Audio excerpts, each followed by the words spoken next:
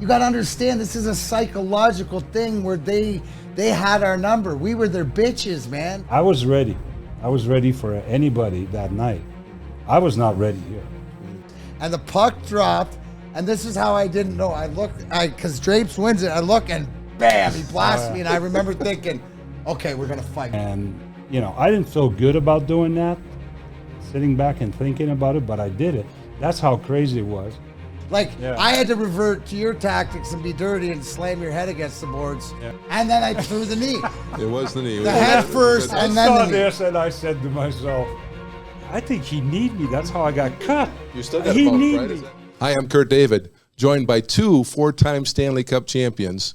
Right here to my right, Darren McCarty, and to my left, Claude Lemieux. Gentlemen, we're celebrating the 25-year anniversary of the March 26, 1997 event as far as the fight. But I think it's really important to get some backstory and some foundation way before that. And Darren, I guess I'll start with you. You're both from Canada. You both won 4 Stanley Cups, which is amazing, right? Most people would love to win 1 Stanley Cup. You won 4 each. But tell me a little backstory. You were into baseball early on, right? That was one of your first loves. Yeah, until I always wanted to be Lance Parrish, who won the World Series in '84 with the Tigers, but I was better at punching people than I was at hitting a curveball. So led me to hockey. But no, just like I think, the Canadian story is a lot truer. And to your point, Kurt, is that wherever we come from in Canada, if you're into hockey, which most kids are, it's your life and your livelihood. And Claude and I are just like every other kid that wants to make it to the NHL. Just that we were fortunate to do it and have some silverware and to be proud of it in different ways. And I think because of the story intertwines and everything, and to me, to be able to sit here and to have this conversation 25 years later as men with the incident that had happened, but everything that goes along with it to this day. We're going to get to that. Yeah, absolutely. We're going to get to that. So what converted you from baseball to hockey? Just the fact that you're in Canada? I turned it a curveball. Pretty much that was it. That was the end of it. I loved hockey, and I wanted to, and I was always told why I wouldn't make it, because I wasn't, really the most talented, but I had the most heart and I worked the hardest. And, when somebody told me that you might be able to fight your way into the league and play physical, well, you know what? It was always with that, as you worked and played with Hall of Fame players and better players and stuff like this, and you worked on your skill. Well, a lot of people may not remember this, but you were really a scorer. I mean, in OHL, with 127. Yeah, fact, they player of the year that year. The best part about last year, juniors, Kirk Maltby, fellow grindliner, had 50 goals. I had 55. Ask him. That's the best part. And Claude knows that whenever you can hold that over a buddy's head, you're going to hold it forever. And you were quoted as saying that I want to be known as a scorer that can fight, not a fighter that can score, correct? Absolutely. Rick Talker was my guy growing up.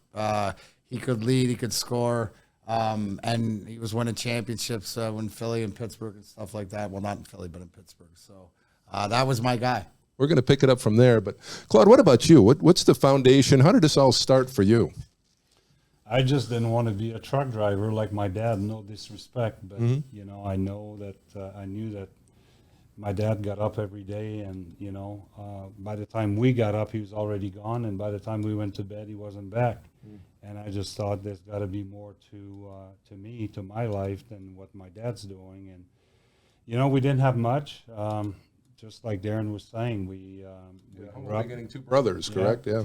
One handicapped brother that never lived home, so that was always sort of a real dark cloud. Sergey, is that Sergey? Yeah. It was really challenging for mom and dad, and a sister that sang. She was very gifted and helped us through our hockey needs, sort of paying the bills and buying sticks and doing whatever she could, playing in the band, and she contributed a whole lot to my growth as a hockey player. But I love the game. I love the Canadians. I love watching hockey.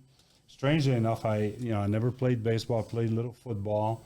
American football? I played some baseball. American football or soccer are we talking here? No, talking about American football. And loved to spike guys when they were down. I was probably just it started young then. Okay. It started young. You know what I just realized here?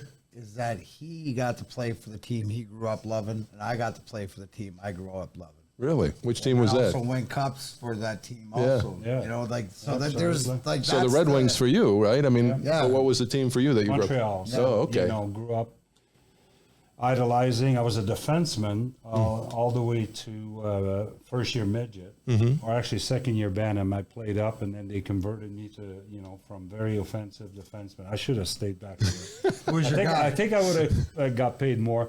I love Larry. I love Larry Robinson. But Larry Robinson, Serge. I love all those. the whole big, team tall, back then, yes, right? In the 70s and stuff. Absolutely.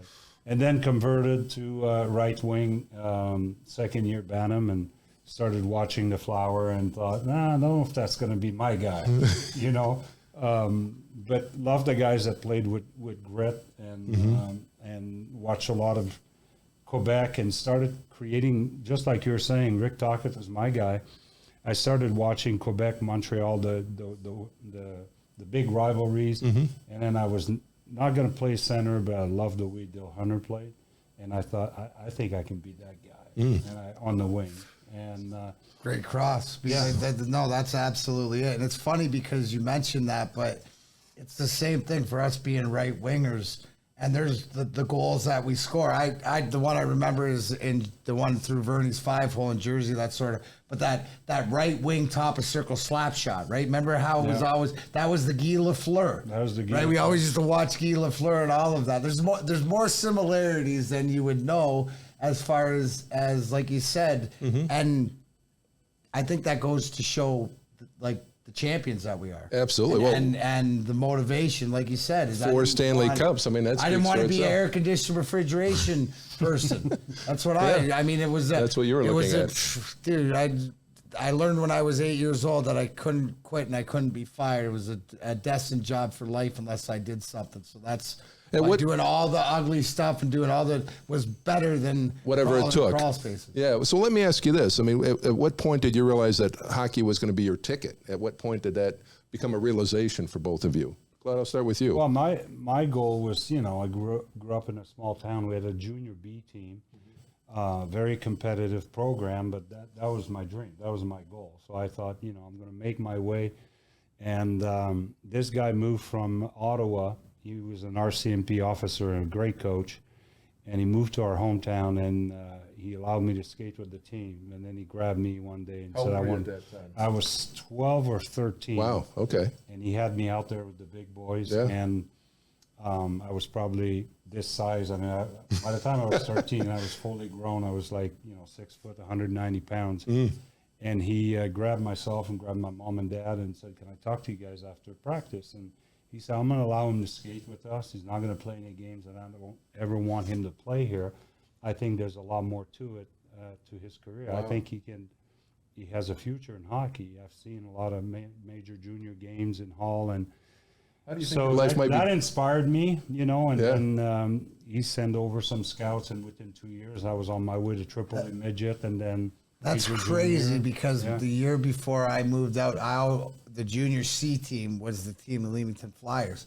And my major Bantam year, I skated with every team and all the way up to the organization. Even I dressed a game. I didn't get to play a shift for the junior C. They needed a guy on the bench, but I practiced with these guys. That's where I learned how to fight, from Sammy Rafula, Gary Simons dragging me around the ice, but with the older guys. And I think the maturity to play a older game and to be fearless. Yeah. I think that's the one thing is, no matter how it was, is that there was some fearlessness, and I learned at an early age, junior B, being 16 years old, fighting a 21-year-old that had kids in the stands that broke my wrist by just overpowering me, but I didn't care. I loved it. So I was in it. You were 12. You were 16 when you got a taste of that, then playing with the older guys, or 14. even 14. Okay, so early on, you got that taste, and as they say, it's always good to play against better players. That's how you get better, right? And bigger and stronger. And so that was the realization that, boy, this could go somewhere for you. I mean, if it wasn't for that situation, who knows, right? Who knows? I could have been one of those kids. I mean, I played in my hometown. I was a good player, but I was never the best player. I was just one of the other. What made you different? I was bigger, stronger. Yeah, I guess so at that age, And right? then by I think it was at 15, that was I started seeing 13, 14. starting to win player of the tournament, or, you know.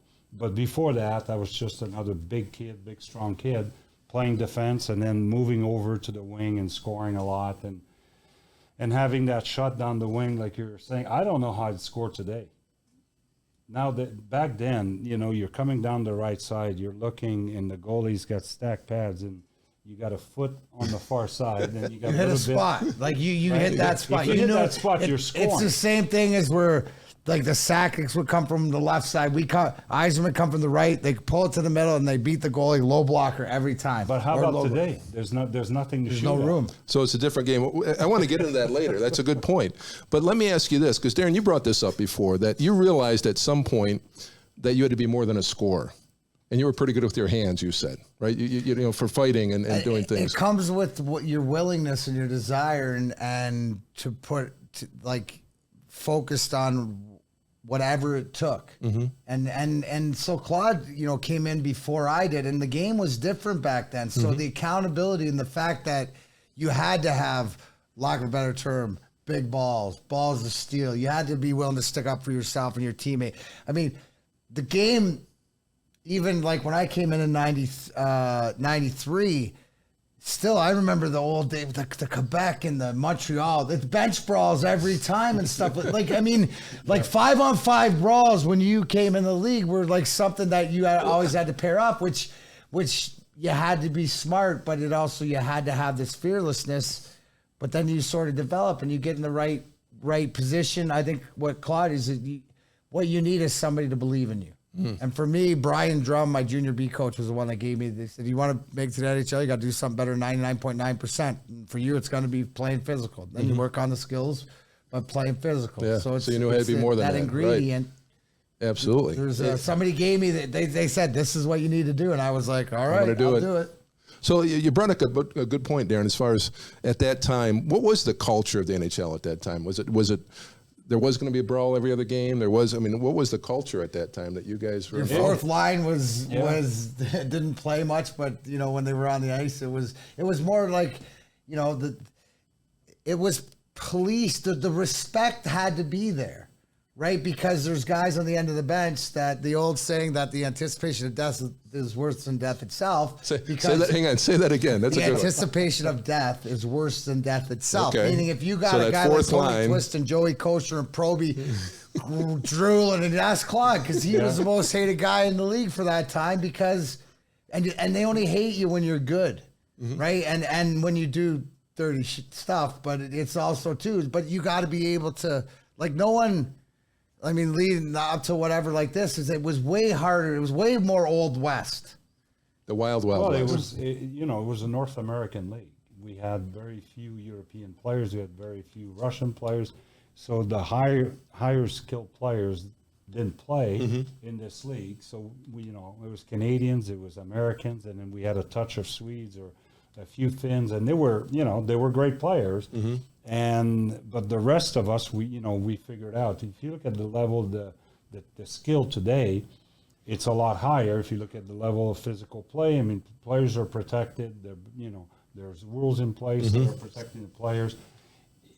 I happen to watch a period of a conference finals about 2 months ago on the internet, and I think I could have been. I mean, I ran Mike Vernon over twice, and this is when he was in Calgary. I just came out of the corner, and he's there. He's in his crease, and I ran right over him. He's looking at the refs. How could you not call that? I think I could have been called for 10 minors in one period. That's how different the game was back then. It's just, we had to figure out a way. For me, I fought a ton in junior. I was a bleeder. I'd come out of a fight, the fans would be standing up, and I'd be cut for 12 here and Somebody there. look at you, you start bleeding, basically. And so, you're proud, you fight, you win the fight, but the next day you're black and you're blue and Stitches a broken nose again. And I thought, I got to do better than that. I'm going to piss them off. I'm going to make him chase me. They're all going to want to fight me, but I'm going to pick my spots. I'm going to do it when I have to, not when they want to. Because if it was when they wanted to, I would have been in 2-3 never majors played. every Shorter year. career. That's what made you so effective too is because, you know, there's a difference why you laugh, because you have to be smart about it. Like then when he says picking his spots, you know, like they, you know, like spot picker, he'd be, and how many times it got you pick a spot picker, and he'd be like, yeah, you know what I'm saying, or whatever. But you could never see. Here's the thing: if you turn your back on Claude Lemieux, that's your own fault. Yeah. Right? Because you knew, like everybody should know, because that's the player that he was. Obviously, sitting here talking, it's not the same as the man, but in that situation, the man and the player are two different people. And that's what I've learned. And let's talk about that, because this event on March 26, 1997 was not an overnight event. It was kind of like a 3-year event, right? I mean, you had 95 with the Devils. Sure. Right, got knocked out. Red Wings got knocked out. At what point? Well, hang on. I want to back up a little bit. One of the questions I wanted to ask both you actually before we get into this. Went way back. I'll tell you when it started. Okay. It started in. Well, I'm going to hold it, but you go ahead. How many? You brought up about fights. How many fights total? Juniors, everything. Same question for you next. I have no clue. I mean, in juniors, I had a couple 100 minutes of penalties, pretty much every year. So there were quite a few, but. Who has Once more? I turned pro, not that many. Oh, okay. You were smarter at that time. At the pro level, he probably had more. I got 129 regular season. I think 5 playoff, 45 in the minors.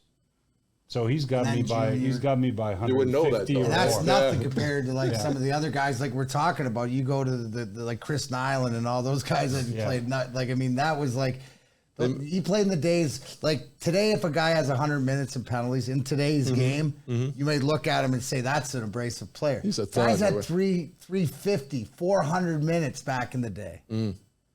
Right, so a different era. Yeah. So you guys, and it wasn't a 2, a 5, a 10, and another 10, and it was a 5 and a 5. That's it. There was and no a 5, a 10. instigator didn't exist. so it takes a lot to get to that many, right? At that point, It took a lot. It's called work. So you were going to add something about what this is longer than a 3-year build-up to this. Well, event. it was because I think it was 91. It was my first game with the Devils. And I got traded in 90. So it was 1990, first regular season, I believe, is against the Wings. I'm playing, out of Montreal, wanted to be traded, playing the Wings. Troy Crowder was my new teammate. I knew nothing about this kid. And John Cuniff was coaching. Probert's going up ice, playing with Stevie Y. And I think as the puck's coming, I cross-checked him in the back. He goes down, goes down into the board. Now I'm coming back into my own end the other way. I forget I'm going on the attack, and I can hear him coming. And he's cursing me out, and he hammered me. I don't know if he drilled me, suckered me, whatever it was. I went down. And I just thought, oh, wow, this is not going to be pretty. Get back to the bench, and John Cuniff is losing his marbles. And it was a few shifts later, and then it was the beginning, Crowder against Proby. That's where it started. So I hate to say, but that rivalry instigated that. And I thought, whoa, I got some backup here, And then a few years later, it was so that was that fight. Then there was one here in Detroit. It was 3 or 4.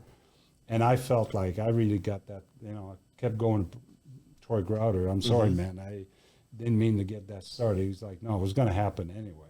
Right. And in that sort of way, with the way Troy Crowder, that's who he wanted to fight was Proby. So you always, and there's like the different parts of the lineup, right? Where like I didn't know this part, but it it leads into the final. You know what I mean? Against Jersey, and they manhandle us so much, but you had like McKay and Peluso and 95. You're talking about Conn Smythe Award and everything. I mean, that was amazing. So even before that is when this stage was set. It was set. So everybody thinks it's sort of 95. He was with the Devils and he beat the Wings, but I mean, in 95, I don't think really anything happened. I was playing against my job really was to shadow from the first round. My job was to shadow Neely.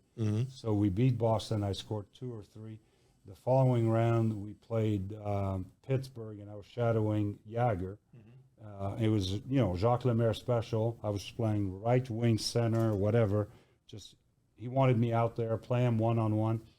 Then we beat him, and I did well against Pittsburgh. Then we go to Philly, and I'm playing Lindros. So by the time we got to you guys, I was playing on 2 different lines, and it was just either I'm going to be against Fedorov or I'm going to be against, Yzerman. And I just kept, you played good defense. All of a sudden, pucks are coming to me, and I'm hot, and I'm feeling good. And that's how we ended up winning. That's how I ended up, winning Conn Smythe Trophy. Yeah, you were hot, man. Like that, and that's the whole thing. And that's a lot of, it's funny because Jacques Lemaire being a Scotty, but that's how Scotty used me. Yep. Against even in '97, I'd play with Stevie, then I go back with the grind line, and Joey would play during the game and sort of check, whether it was because you would play mostly with Forsberg, and we'd mostly check Sakic. Yeah. It was just Stevie and that, and you guys had Sergei's line or whatever, the Russians or stuff like that.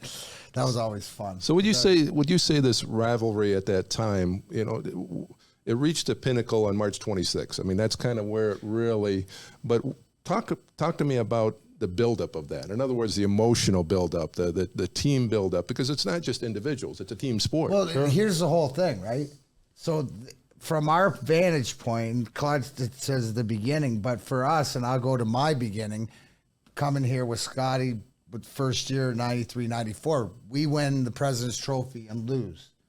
First round of San Jose. Best record then we come in the back league, right? and Best get record. punked by Jersey and Claude's team to lose the cup, and we're supposed to be the big bad red machine. Then we come back and set the league record, 62 wins, and lose to them in the conference finals, which this is where, if you say the culmination or whatever else, this is where that bomb was sort of dropped. And this is, and I will always say this, right? In how Claude explains in the hockey form of whatever, how it happened, and this life in sports, bad things happen. It was the reaction and the non-apology and the way that they shove microphones in his face right after the game and expect him to talk. And we've talked about this, right? And if you don't think that he's a stand-up dude from even being here in this, these are conversations we've had over the past, 10 years since we first sat down, and why we were able to do this, because to me, this is a great example. I live in something that I would hope people not only would understand and listen, and it's moving forward. So that was the whole thing. That was the light, and the fact that you couldn't do anything about it, because that was it. That was the end game. Yeah. Then you had to wait. And then you had to wait, and the way the games played out. So it's just, like I said, I'm biased because the big guy chose me as the messenger, but it's like, to me, it's like sort of karma, and it's sort of the culmination is the March 26th, because you can't write a screenplay, no matter where. You can't write a movie better than that is on how it plays out because of hindsight. I have some details. Because we're sitting here with 4 cups, because, there's one thing is, things would have happened. Because we're sitting here. Right. Well, that's it. Because Proby could be here. He's not here. Yeah. Right. He wasn't part of what happened in '97, but he was there before. Absolutely. He's no longer, with us. So some of us that are still here, as we get older, we get to tell the story. Yeah. And that's how we keep that alive, and the memories and all that stuff of the people that were important in the journey. And I think that the story is as important to me, the message, and it's important to Claude too. Well, it's why we're here. From the different perspective. Absolutely. So building up to that point, and as you mentioned, it's not an overnight thing, right? It took years, but I have some quotes here that are from Drapes, and it says Draper says himself, from the first drop of the pucks, guys were taking runs, right? Slashing, grabbing, sucker punching. We did stuff, they did stuff. Right, I mean, it wasn't just a one-way street. Back in the 90s. Right, exactly. And when the event happened with Drapes, obviously you got upset. I mean, it's not anything that's a surprise. And then there was the retribution, as you call it. I mean, you call it the retribution, an eye for an eye, basically, right? Yeah, well, I'd say that I still haven't done 23andMe, but if I do, I'm going to find out I'm a little bit more Jewish than I thought I was, because that's straight out of Genesis. Yeah. And so, it just didn't involve players. It involved the coaches. It actually involved the newspapers, right? The Denver Post was getting involved. There's a quote from the Denver Post. It said, Detroit hates Lemieux, it tastes the bile, but the Red Wings can't hurt him, can't intimidate him, can't touch him. And Motor Mouths of the Motor City, right? That was quoted in the Denver Post. The Detroit Free Press said, time for revenge. Isn't that just like, we had the greatest, we're part of the greatest rivalry in hockey for a period of, from like being involved. I'm going to go from 95, and even though the Colorado starts 99. when Patrick was traded, but to like 02, or even no matter how long you were in that battle, like that, what you're saying, if you read that today, in today's day and age, or something coming out of a locker room, I would laugh. Nobody talks that way. That's as real as it gets. Well, even right? the coaches, right? Crawford and Bowman were going at it, right? Did you hear, Claude, did you ever hear that when Crow was just going at Scotty and what Scotty said back to him? No. He looks at him, he goes, Mark, your dad wouldn't be happy with you right now. Well, Because his dad was a big hog, and it stopped Crow. Crow would talk about it, but that's what Scotty said to him. Your dad would be so. Yeah, he said, I know your father, right? He said that to Crawford. Yeah. And Crawford came back, yeah, he thinks you're a effing a-hole. Yeah. You effing, I'm going to kill you, right? I mean, that was the quote that the guys overheard between the coaches during this time. So it wasn't just the players. There it was was the no newspapers. play-by-play guy live between the two benches back then, right? Yeah. So there was no. A little bit of John going on. That would have been a good So one. that was the stage sent. The set was staged that way, and like you said, it wasn't overnight. The event happened. Let's talk more about the emotional side of that from both your standpoints, right? I mean, we know the physical side, right? We know the physical. It's pretty clear. There's plenty of video. But let's talk about the emotional side. For you, Darren, it was revenge, right? To use But that before word. you go there, I would if I can interrupt you, Please, I'd like of course. to go back, because you're talking about the stage being set. It's not the incident. There's events that are not Leading talked up to it. about leading up to What are it. So those? Kozlov puts Foot's face through the board, Correct. and Footy's taken out on a stretcher. So I lean over. You could see the video, and I said, "I'm going to get him back." And that was did. Right? Yeah. And so at the end of the game, I got my chance, and no ifs and buts. I'm looking around, and I'm going to try to put his face through the glass. So I suckered him, and he goes down. Now I get one game for that. So I don't play game, whatever it was, game 2. I think it was game 2 or game 3. no, game 3. Game 3, yeah.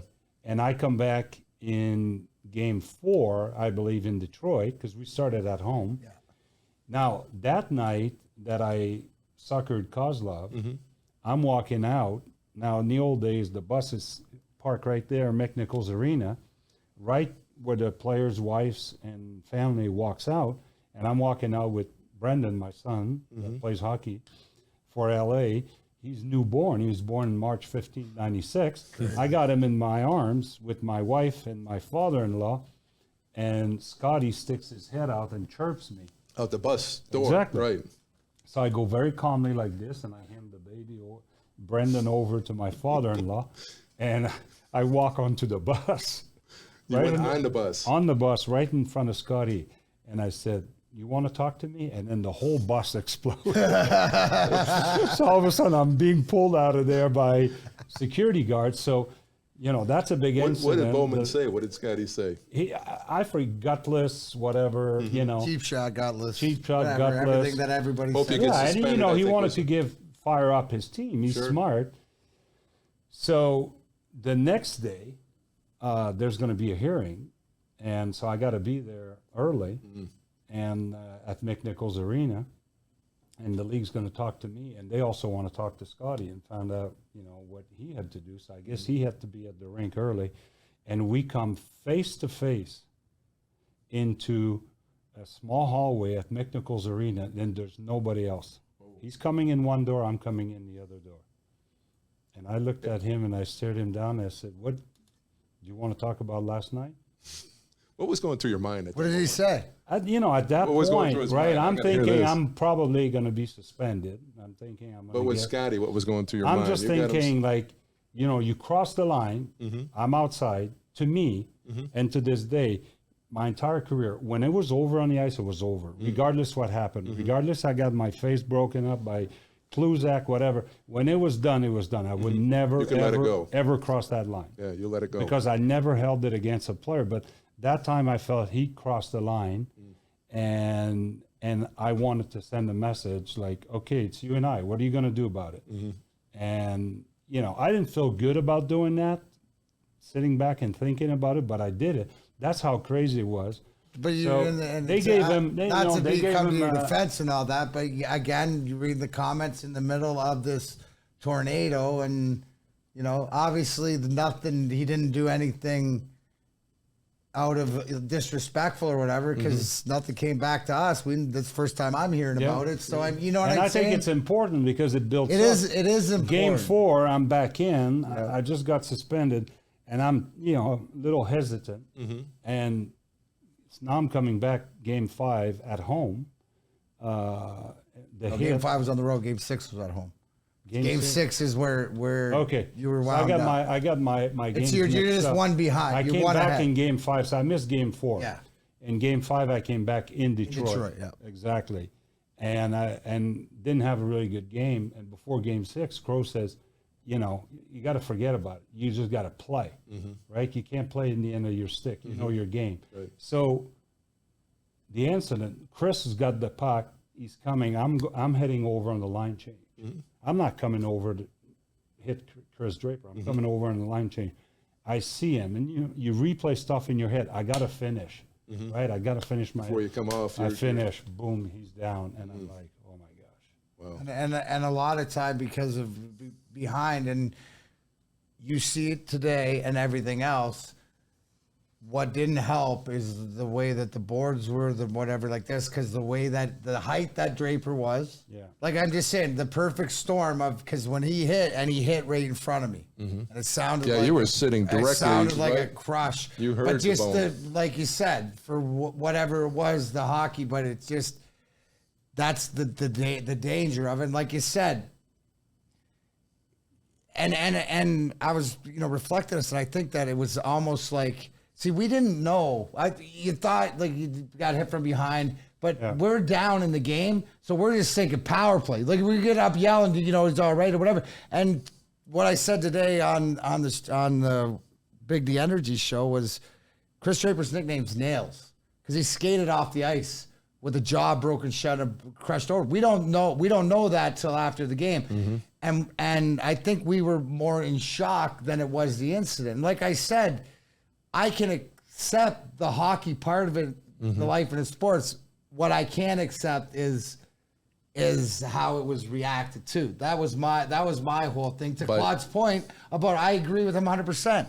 And like some guys, you realize that you played with them or whatever, but on the ice they're a certain way, and they leave it there. That's their guy. It's almost like they're created video game guy, and then they leave, and then it's the different person. Some people are the same all the time. Right. You got to understand Right. that. So I heard you say something very important. You said you were going over for a line change. Yeah. You were heading that direction, and so a lot of people may not know that. They think you were going to a B line, right, to take him out. Yeah. Plus, or you again, my guy was playing. Most of my ice time was against Stevie or Fedorov. And so my job is to zone in on those guys. I'm not focusing on anybody else. That's how I'm shadowing or we're matching up lines. So I'm not looking to go after Chris, by any means. And to this day, I say it was never intentional. It wasn't a targeting. It wasn't like it wasn't a target. It wasn't like in hockey, Kurt. Like, if I want to go get you or whatever, like different things like that. Like what I did March 26th was way more targeting of him because he was that I was going to get him, but I had to wait to the right opportunity. What he's saying is that like being juiced up is that it was like the hit was there, right? And he turned and it was the result. It was unfortunate. So, you have a quote from 2016, Claude. It says, "It's hard for me to deal with that hit. It was one of those things that you wish you could have back. I wish I'd just turned the other way. I would have 15 or 20 years of dealing. I wouldn't have 15 or 20 years of dealing with it or being asked about it." Absolutely. Yeah, and so it was a big dark cloud over. But it happened. It was a cloud over a lot of success that I had. Correct. It was a lot of shadow. It was overshadowing my success. I remember going to World Cup in '96 and being up in British Columbia, up in the mountains where we had training camp, and we had a dinner, and that's when Hockey Canada President of Hockey Canada that night made a big announcement that they were going to crack down on hits from behind, and I just wanted to melt. I mean, I was sitting there with Glenn Sater. Glenn was sitting at my table, and Pat Quinn, and I looked at him and I said, I can't play. I don't want to be here. And they're like, no, we'll get past that. And I was like, are you kidding me? I wanted to disappear from that room because I was the guy that They were talking about. they were talking about, Yeah. right? We're gonna take a stance against bad hits, et cetera, et cetera. And I remember going to the charity golf tournament at the opening days of the World Cup and getting booed. I was going to ask getting you, booed by Canadians, not getting booed by what was the other side. I was Yeah. getting booed by my own people, and I'm thinking I'm supposed to feel good. I didn't have a good tournament. My heart was not in it. You know? Sure. I mean, we know what was happening in Detroit, right? I mean, you literally Yeah. were hated, right? What about back in Denver? What was the attitude Denver was great, of course, but because of the win? yeah, but it was more than just Detroit. There were comments, there were things. I mean, You had death threats. for a few years, I didn't have my own. I had my own room. I didn't have a roommate. Back then, we didn't get our own room, so we're happy to have a roommate. So they had to isolate me. I had a security guard sleeping outside the room. We had police escort from the airport to the hotel. We didn't go out. I didn't go out for dinners. That went on probably till 98, 99 when That I long. just said, what the heck with it. Somebody's going to shoot me. I'm not going to come to Detroit and just stay in my room. Right. So, So some people might say you deserve that. What are your thoughts of that? well, I think it's unfair, but you deserve it in a way that it's the game you play. It's part of the game. So the good, and then there's the bad. I had a lot of success, a lot of glory in Tremendous, my yeah. career, and I was very fortunate. I played on great teams. I played with great players. Yeah, I wish. I mean, I think what got me out of being suspended for the entire final was I walked through those guys at the league and said, how much time did I have, right, to make the decision of going the other way? Right. I want you to stop the video Yeah. and tell me. Heading to the I had bench, 3 right seconds. here. I had 2 seconds. It wasn't. We were talking about fraction. If I just pulled up, I did pull up a bit, but if I just turned the other way, how much time did I have? Sure. Right? It was a fraction of a second. How many hits did you lay in your career, right? They weren't all good hits. And so back then, the game was more open. You could hit guys. You had the Scott Stevens of the world who they'd line you up if you were coming, or Ulf Samuelsson. I mean, you're a right winger. You knew he was coming across, and he was not coming across to say hi. He was coming across. You go through a lineup Yeah. and say, okay, I might have to fight these 5 guys, and then you're like, okay, watch out for him coming through the middle. You get your head He'll on a try to light swivel you up. constantly, He's, right? Yeah. like Wow. So that happened. Darren, obviously we know it's very public about how you felt about that, right? And what you were waiting for almost a year, right? And so- But then this is where the gravity is. It just kept building and building and building to the point of like it was the eruption, but it was the perfect storm to whatever else. And you know what, like so let that's me, it had to happen that sort of way. sure. And we On the talked ice. about it because you got to remember they beat us out, and then we lost them the first 3 games of the series. Now we did play. We've talked about this in Colorado. Denver. And we were on the ice once together, but it wasn't the right opportunity or Right. whatever like this. And it was like that was like sort of the whole thing, and it was just you had to be in it too. And you know what, I agree. Like with what Claude said to, because I've looked back and we've had these conversations over the past 10 years where I can look at it, more from a 30,000 foot view, and that everything that he said, you know what I mean? Like that's the one thing is you'll know there's no BS behind him. He holds accountability, and I hope moving forward that after 25 years, people can sort of see that this is a great example, because I do agree that his career was foreshadowed. But I also believe, just like how that whole incident, like today I'd be suspended for the season or whatever. But the fact is that what I say, the karma of it wasn't just for the Draper incident, because Claude was the most hated guy in the league by a lot of guys because of the way he played, not by his teammates. Right. Ask any of his teammates. I always tell you want him, to be in the Kelly trenches with told Claude, me. right? Yeah. You want Claude to be in the foxhole with you. Now I would. Yeah. Now I Yeah. would. I know the first time we met back then, I said no, but I absolutely now I would. You recognize a that. wise man that understands. There's a lot of self-awareness there, and I respect that. Yeah. Well, we have some social media questions that came in for both of you, and mostly this is for Darren. As far as Jim wanted to know, was it planned or premeditated? In other words, was it something that I was at going to that get point, him. You knew it. Just how I was going to get him, and Okay. when I was going to it would have been like, so the way it played out was the perfect storm, because the whole thing is like, yeah, I could have gone, but we had to win the game. And the fact I scored the overtime winner is just the kicker of the whole thing. Surreal, But the thing is that the game wasn't going. When you watch it, they owned us. Mm-hmm. You got to understand, this is a psychological thing where they had our number. We were their bitches, man. So we had to win the game, because it doesn't matter how much I beat Claude Lemieux up or how much you do anything Final else. score. If you don't win the Yeah, game, what's the you don't final have the score? bragging rights at the end. So And for me, I was expecting the game in Denver. Like I knew it was coming. In Denver, I was First game ready. back, that was, right? First game back in Denver, I'm like, it's going to come. I don't know who it's going to be. Could be two guys. It could be one. It could be Chris himself. Say, hey, I don't care. It's time. Yeah, let's you do know, it. if I'm going to fight you, if you're tougher than me, you're bigger than me, whatever. I was ready. I was ready for anybody that night. I was not ready here.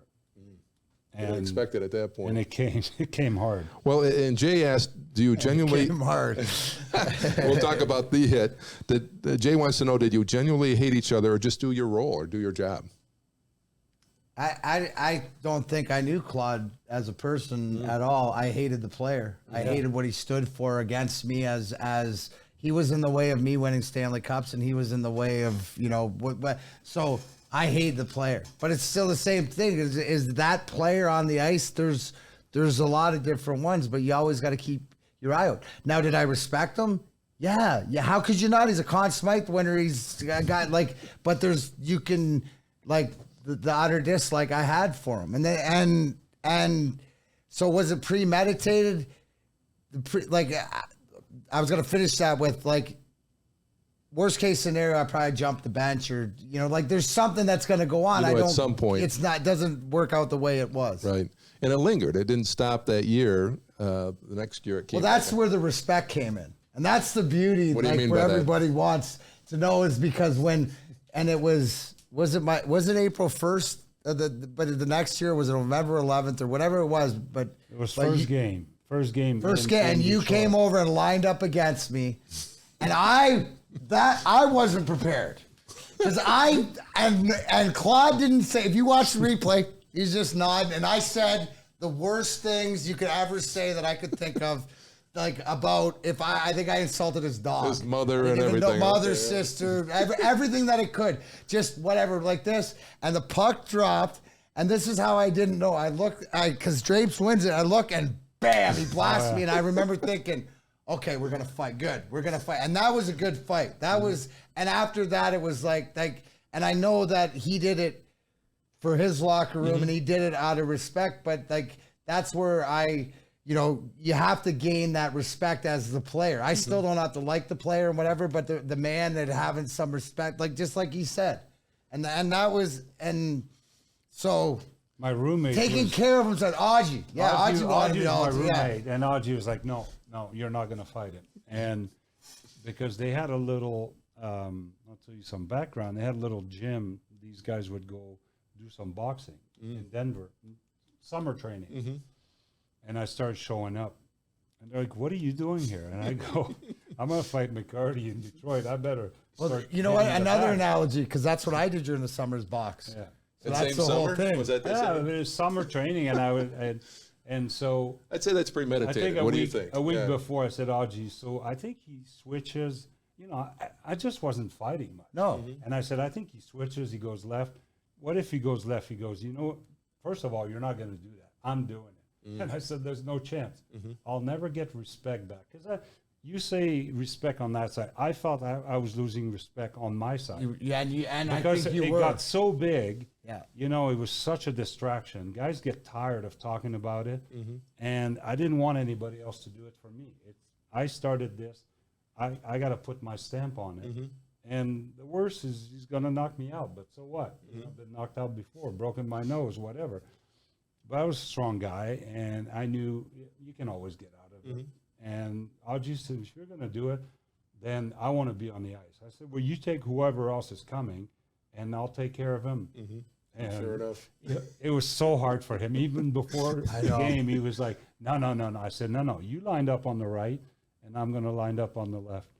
And I knew you weren't ready, but I was not going to give you an No, but edge. that was I perfect. That was like the respect right there Yeah. for me right at the beginning because I was like, good. Because my first thing is, okay, we're going to throw him now. Because even think though what that I happened is- cold cocked you and I got you, I still didn't get, Yeah. I had to revert to your tactics and be dirty and slam your head against the boards, Yeah. which I did. And because I couldn't get you. with the knee. And then I threw the knee. It was the knee. The head first, I and then saw the- this, and I said to myself, I think he need me. That's how I got cut. You still got He a bump, need right? me. Is that correct? It's still there? And Yeah. after the game, we talked about it with Pierre Lacroix, and I said, forget it. Don't even call the league. I said, I got fined $2,500. did you? That was worth it. I still got a bump. Every time I That's get what the bump a was. shampoo once in a while, they feel the that's bump. where the second one, and it was one, and I think you're going to be thinking. I think you went out and scored a hat trick the next night in Washington. I don't know, but I think I may have, but did? I But the respect that I think through, because here's what sort of put it back on track, right?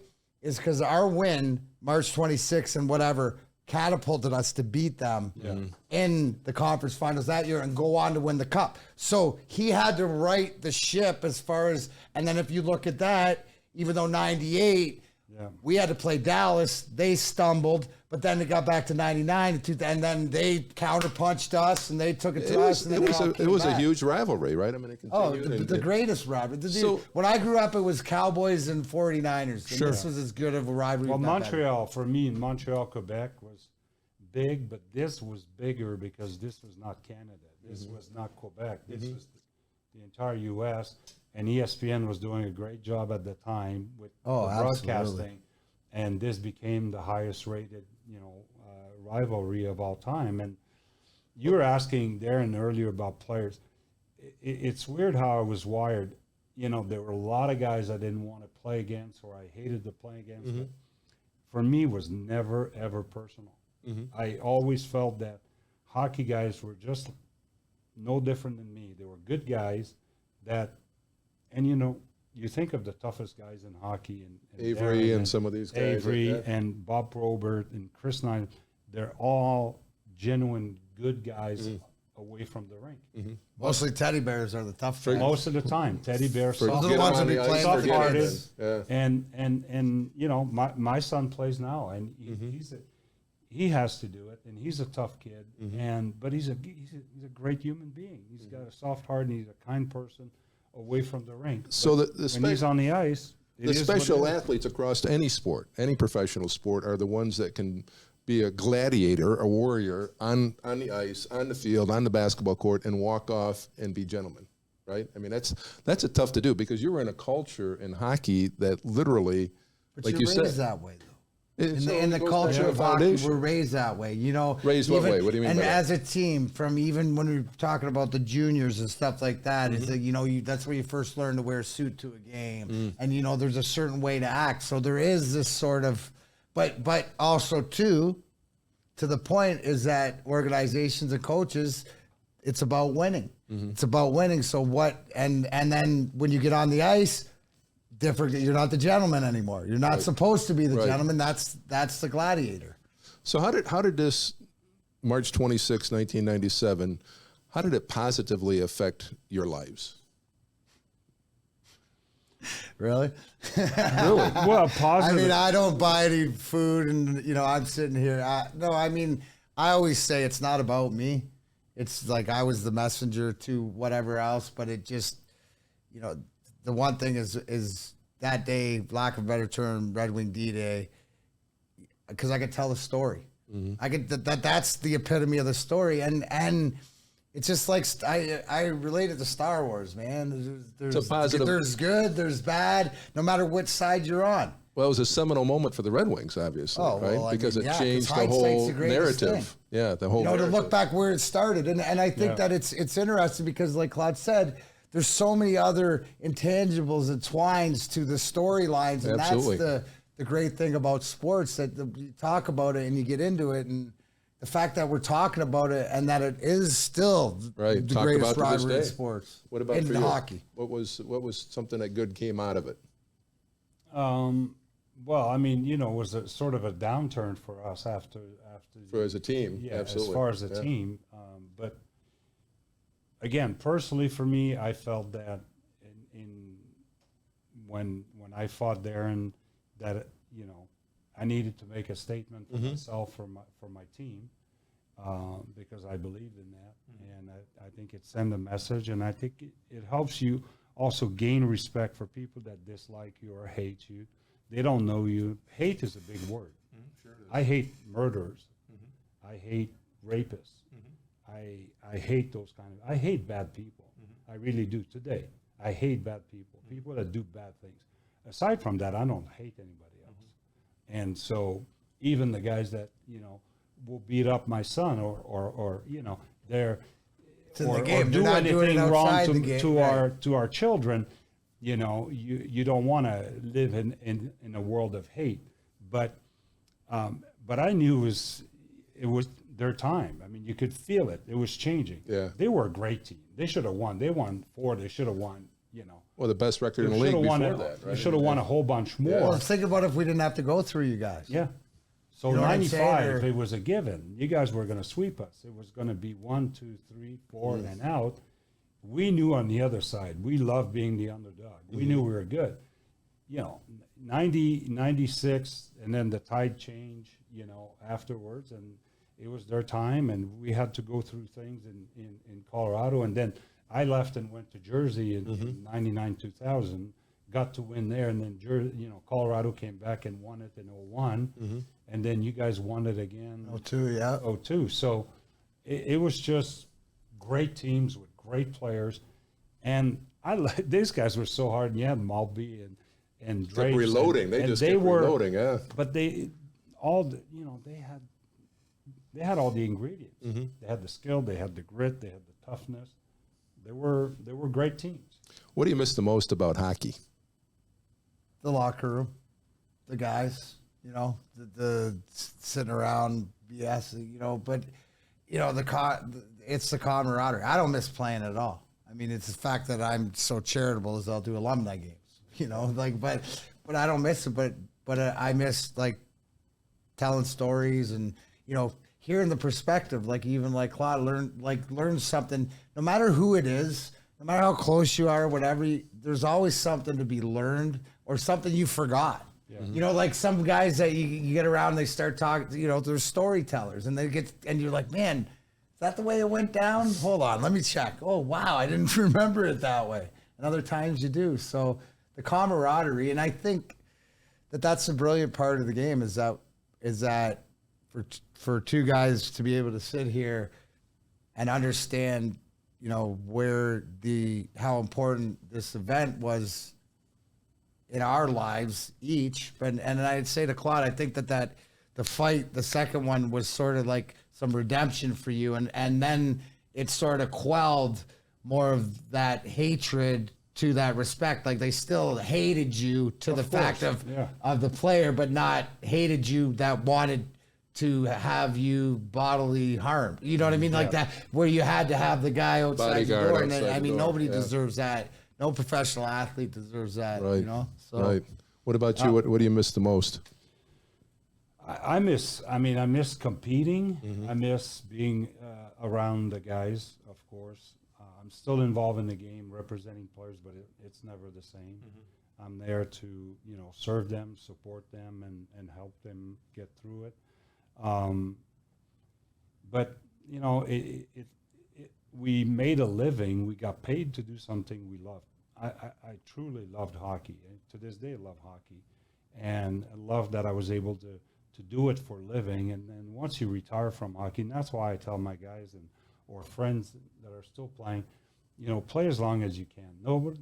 Nobody should tell you when to stop playing. You're going to know when it's the right time. And that's why a lot of great players decided to push, and whether it's Chara or others or Chelly, and they push into their 40s, and because they can. Tom Brady in football. I mean, who's going to tell him when it's time?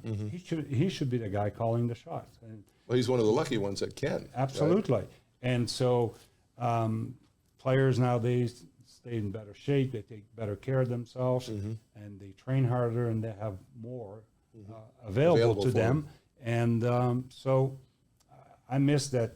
I just wish we had the ability to do what I envied the Champions Tour golf. Oh, the Champions Tour golf. But it would never be good for hockey. But I wish we could have that Something option like where that. in the 50s we could be competing. Right. Whether it be for We could charity or still whatever. do it, but we're so bad. We get out of shape. We're so slow. I haven't skated since our last game in Denver. The glory days My are body over. hurts. 16. Yeah, that Wow. was it. I haven't skated since. I skated last week because they made me. Shout out UCP. So, Claude, you brought up a good point earlier that the incident, the fight on March 26th, kind of overshadowed, or not the fight, but the thing with Draper and then the fight and this, it kind of overshadowed the success of your career. How would you want to be remembered as far as hockey player? What's the legacy? What is it that you want people to remember Claude Lemieux as? That's hard for me to say. I could play the game in any way. I could play with highly skilled players, and I could play in the third, fourth line. I could play physical game, and then I could score goals when they counted. And I loved the big stage. The bigger it got, the more pressure. I just loved it. I craved it. I didn't do well. You were a when there gamer. was- You were I the was guy. a gamer, Yeah. and I loved that about me, that I could, on a big stage, I just knew I was going to play good. And I love playoffs. I only missed playoffs, I think, one time in my career, and I love being involved in playoff hockey because it was even more. Hockey's a great team sport, but when it comes to playoffs, it's like you put all Even those to this day, I put When all the these stakes were statistics watching the in NHL trash can. playoffs, Yeah. first, whatever, like there's nothing, and I 100% agree with you, and that's because we're sitting here both with 4 cups, but it's that competition and playoff hockey. There's nothing like it, because that's when the men are men, the boys are boys, and you find out, and yeah, like Claude said, with the similarity, put more people, the more I'm on. That's what I liked, and I hope people, what they get is the fact that, to look back and to not that one incident, because of the self-awareness, and to talk through these incidents. There's things that happens in all of our lives that we either regret or wish we could change, but it's whether you can or you're not, are you self-aware of it? And I think that's what I want people to get, is that, the man Claude Lemieux, away from the rink, like keep your eye on him in the rink, but out of the rink, that's a good guy. And it should be, because I want to ask you one question just off the topic, because you do work with guys, and Wings fans should know, like with Mo Sider. Is there something that we don't know and forget about? Because the most impressive thing is the maturity of this kid. Yeah. Like he is everything. Like every time I watch him, I can't not think of Victor Hedman.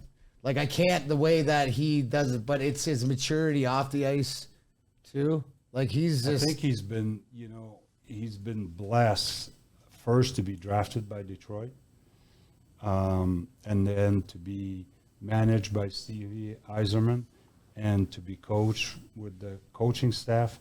When you go to a market, when you go to a small market, and you're going to be that kind of player, they make too big of a deal, right? And it can be hard for the player. They have had so many great players in their history, with the Lindstroms of the world and Fedorov and Konstantinov and all the great players that have played here, he fits right in, right? They don't make too big of a deal of him. I sent him a text about 3-4 weeks ago. He's super low maintenance. He's incredibly mature for his. He's very, very, very humble. I told his parents in this hotel in the lobby a few months, just before Christmas, I said, "You guys have done a wonderful job raising a son like Mo. He's such a great kid." And I texted him 3-4 weeks ago, and I said, "I don't think I've ever told any of my clients that, but you impressed the heck out of me. Like, I watch you, and you impress me." And, and you know what? You and I have seen we've seen a lot from players, but I see him do things that it's like, wow. So that's, and we know how much here's better the thing. he's going so to get. you reiterate that what I'm seeing, Absolutely. what I'm seeing 1000%. is real, Oh, yeah. and all that. And so I wanted to take this opportunity and stick. I know you can cut that for Big D Energy. Is the fact that that's important because that's where the culture and stuff like this and. You see it from being around, and you made the good point. A lot of times where these young guys get drafted, it's where they go and who they're with and who nurtures them. But, you know, that's taking the golden egg and giving it to the golden prince. And it's great coming from 2 4-time Stanley Cup champions that would obviously know a lot about the game and obviously know about the development of players. But, gentlemen, it's been an absolute pleasure.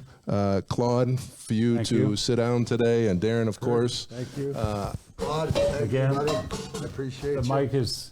I break that stuff all the time. Yeah. It's all mine. I'm Kurt David, and that wraps up with 2 4-time Stanley Cup champions, Claude Lemieux and Darren McCarty, 25 years after our March 26, 1997 event.